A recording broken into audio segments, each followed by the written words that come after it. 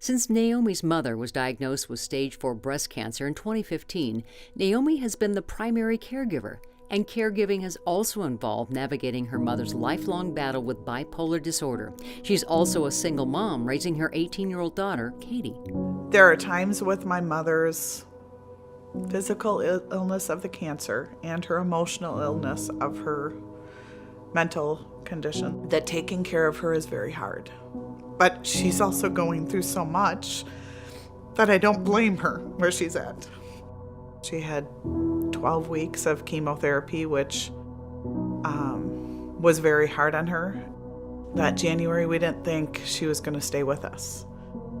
The chemo was really attacking her, and for, a miracle with us, she made it through it, and, 2 years later, she's still with us, but she wanted to stay at home, so I wanted to do what I could to help her with that. As a single mom, you have your own routine taking care of your children and working, and weekends doing your cleaning and your groceries, and now you add in all the dynamics that she used to do on her own. Her cooking, her grocery shopping, and she's not an easy person to put on a routine. She still wants to walk to get her mail because that's something she can still do. She can walk to the mailbox and get her own mail. She understands she has to take her cane with her now, but it's those little things she still wants to do. My brother this past July took over all the finances. My sister has come in a few times a year, and she makes sure during that time she tries to get as many of the appointments in that she can while she's here. She fills her freezer too and does a lot of cooking for her and does a lot of that. So that does help.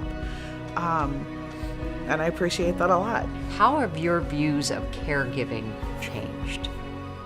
2.5 years ago, if someone told me where I'd be at today, I'd be like, no, it's not that hard.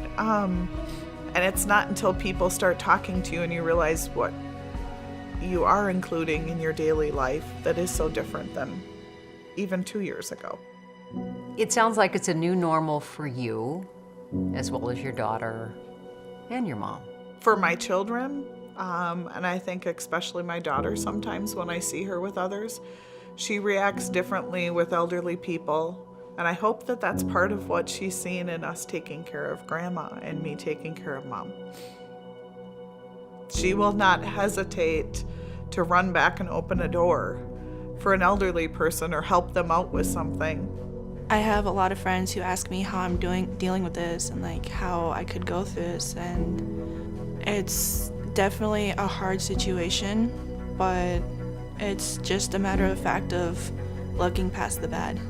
It's something that I'm very happy for because I realize not everyone is lucky enough to have a grandma in their life, and no matter the situation that we're in right now, I am so happy to have a grandma like her.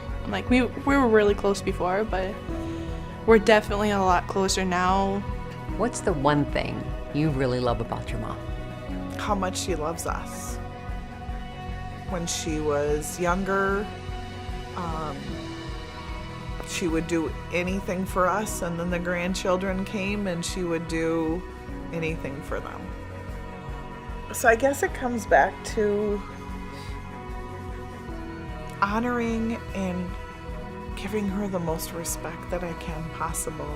In her final time that we have with her, whether it's hours, days, weeks, or months, if we can help make it as smooth as possible for her with everything she's going through and all the changes that's happening to her, it's worth it to me.